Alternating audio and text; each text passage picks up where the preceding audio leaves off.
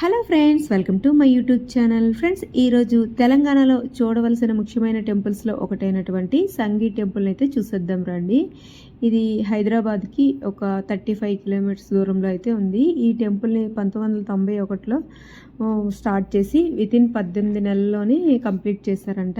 ఇక్కడ ముఖ్యంగా cinema shootings కూడా చాలా ఎక్కువగా జరుగుతాయి. పవిత్ర బంధం మూవీలో సౌందర్య గారు మెట్లపై నడుస్తారు కదా, మోకాళ్ళపై, ఆ సీను, అలాగే ఖుషి మూవీలో భూమిక పవన్ కళ్యాణ్ చేతులు అడ్డుపెడతారు కదా దీపం ఆరిపోకుండా, ఆ సీను, అలాగే శౌర్యం మూవీ, చాలా మూవీస్ అయితే ఇక్కడ తీస్తూ ఉంటారంట. ఇక్కడ కోతులు అయితే చాలా ఎక్కువగా ఉంటాయి. మనం ఫుడ్ చేతులతో పట్టుకొని అటు ఇటు చూసామంటే ఆ లోపే అవి ఎత్తుకెళ్ళిపోతాయి. కొంచెం జాగ్రత్తగా అయితే ఉండాలి. ఇక్కడ క్షేత్రపాలకుడు వచ్చేసి మనకి ఆంజనేయ స్వామి. దారిలో నడుస్తుంటే నాకు ఇక్కడ కొత్తగా ఏవో మొక్కలు అయితే కనిపించాయి. ఈ మొక్కలు ఏమంటే మీకు తెలిస్తే కనుక కామెంట్ చేయండి. వ్యూ చాలా బాగుంది పైనుంచి, అలాగే కిందన నడుస్తున్నప్పుడు కూడా చుట్టూ కూడాను చల్లగా గాలి కూడా వేస్తుంది. చాలా బాగుంది. నడిచినా కూడా ఎండలో కూడా ఏ ప్రాబ్లం లేదు. ఇప్పుడు అరౌండ్ 12 o'clock అయితే అయ్యింది.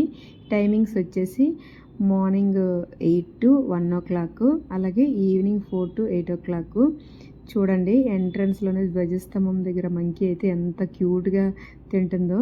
మనం ఎప్పుడు టెంపుల్కి వెళ్ళినా కూడా తప్పనిసరిగా ధ్వజస్తంభానికి అయితే దండం పెట్టుకోవాలి. మనం దేవుణ్ణి చూడకముందే ఈ పని అయితే చేయాలన్నమాట. అలాగే నవగ్రహాల్ని ముందుగానే మనం చూసి దండం పెట్టుకొని ప్రదక్షిణ చేసి వెళ్ళిపోతే కనుక ఏ దోషం ఉండదు. లేదంటే మనం దేవుళ్ళన్నీ దర్శించుకొని లాస్ట్లో నవగ్రహాలని దర్శించుకుంటే కనుక కాళ్ళు చేతులు కడుక్కోవాలని చెప్తూ ఉంటారు కదా, అలా అయితే ఏ దోషం ఉండదు. ముందే ప్రదక్షిణ చేసేసి మనం నెక్స్ట్ అన్ని దేవుళ్ళని దర్శించుకుంటే కనుక. ఇక్కడ పండగలు, అలాగే సండే పూట ఏదైనా ముఖ్యమైన పండగల టైంలో అయితే టైమింగ్స్ మార్నింగ్ 8 to ఈవినింగ్ 8.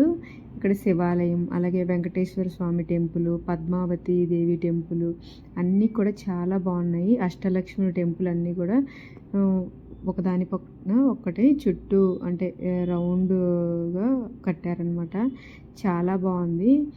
దగ్గర దగ్గర ఒక 5 to 6 acresలో అయితే ఉంది ఈ టెంపుల్ అంతా కూడాను.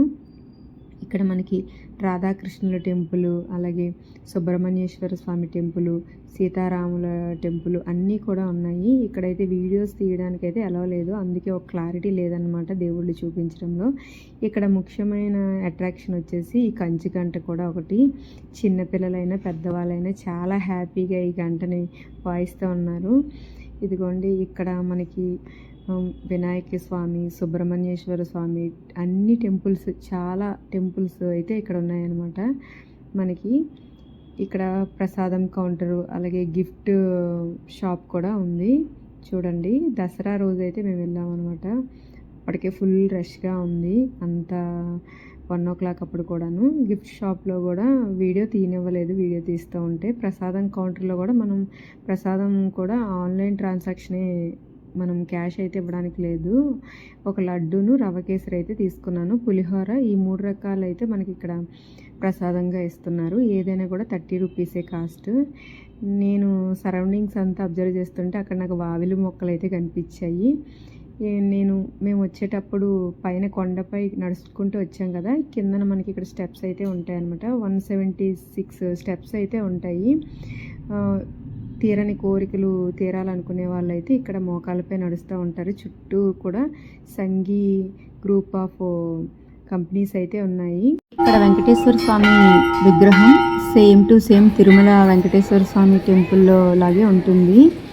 ఇక్కడ బ్రహ్మోత్సవాల టైంలో, అలాగే నెక్స్ట్ మనకి కార్తీక మాసంలో కూడా విశేషమైన పూజలు అయితే చేస్తారు. చుట్టూ కూడా మంచి నర్సరీస్ కూడా ఉన్నాయి. వ్యూ అంతా బాగుంటుంది.